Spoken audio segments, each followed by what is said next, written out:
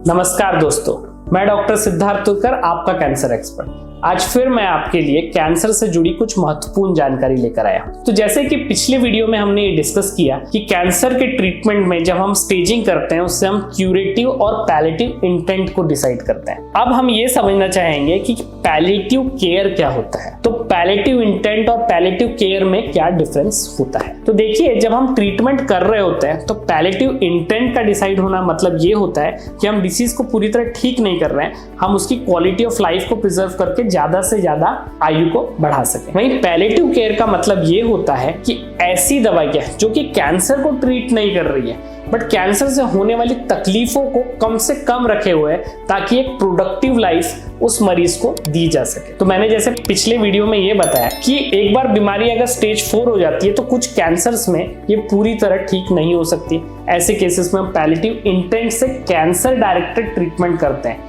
जो कि बहुत एग्रेसिव नहीं होता है कि वो बीमारी को जीरो कर सके, लेकिन इस प्रकार से होता है कि कम से कम तकलीफ में ज्यादा से ज्यादा इफेक्ट देके मरीज को लंबा खींच सके। लेकिन इन सारी ट्रीटमेंट के दौरान मरीज को कुछ और भी तकलीफ होती है। उन तकलीफों को एड्रेस करने के लिए जो ट्रीटमेंट दिए जाते हैं, जैसे कि अगर किसी मरीज को दर्द हो रहा है तो दर्द के लिए हम दवाई दे सकते हैं, अगर किसी मरीज को उल्टी हो रही है तो उल्टी के लिए दवाई दे सकते हैं, किसी को बहुत ज्यादा थकान महसूस होती है या नींद नहीं आती है ना, तो इन सारी चीजों को जो एड्रेस करते हैं उसे हम पैलेटिव केयर कहते हैं। अब पैलेटिव केयर उन लोगों में भी की जा सकती है जिनमें कैंसर के ट्रीटमेंट के कोई ऑप्शन नहीं बचे, मतलब कि उनमें हम कैंसर को एक्टिवली ट्रीट नहीं कर सकते क्योंकि कैंसर डायरेक्टेड ट्रीटमेंट या तो मौजूद नहीं है या फिर मरीज उसको टॉलरेट नहीं कर सकता। तो ऐसे केसेस में हम पैलेटिव केयर का सहारा लेते हैं और मरीज का जो आखिरी वक्त है उसको कम से कम तकलीफ के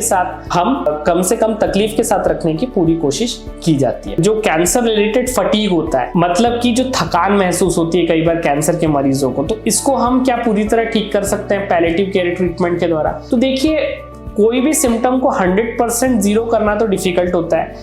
फटीग के कई सारे कारण हो सकते हैं। एक कारण ये हो सकता है कि आपकी बीमारी बढ़ रही है, एक कारण ये हो सकता है कि कुछ साइकोलॉजिकल इफेक्ट हुआ है आपको, जिसके कारण मरीज जो है वो कैंसर के बारे में ज्यादा सोच के हिम्मत हार रहा है और इसके लिए थकान महसूस कर रहा है। कई बार ये होता है कि कैंसर कुछ ऐसे पदार्थों को बना रहा होता है जिसके कारण बॉडी में वो फटीग महसूस हो रहा होता है। कई बार जो कैंसर के लिए ट्रीटमेंट के लिए जो दवाई दी जा रही होती है उसके कारण फटीग हो रहा होता है, या कई बार कुछ न्यूट्रिशनल डेफिशिएंसी क्रिएट हो जाती है जिसके कारण ये फटीग महसूस हो रहा होता है। तो इस थकान को कम रखने के लिए हम दवाइयां दे सकते हैं। इसके कॉज को आइडेंटिफाई करके उसको एड्रेस करके हम जो थकान है उसको कम से कम रख सकते हैं। साथ ही में ये देखा गया है कि जो कैंसर के मरीज है, एक साइकोलॉजिकल ट्रॉमा होता है, उनके बॉडी इमेज को लेकर उनको काफी ज्यादा डिस्टॉर्शन महसूस होता है। तो ये जो साइकोलॉजिकल एस्पेक्ट है ये कैंसर डायरेक्टेड ट्रीटमेंट का डायरेक्ट टाइप नहीं है, लेकिन जब भी हम किसी कैंसर मरीज को ट्रीट कर रहे हैं तो हम उस इंसान को ट्रीट कर रहे हैं और उसमें कैंसर के कारण जो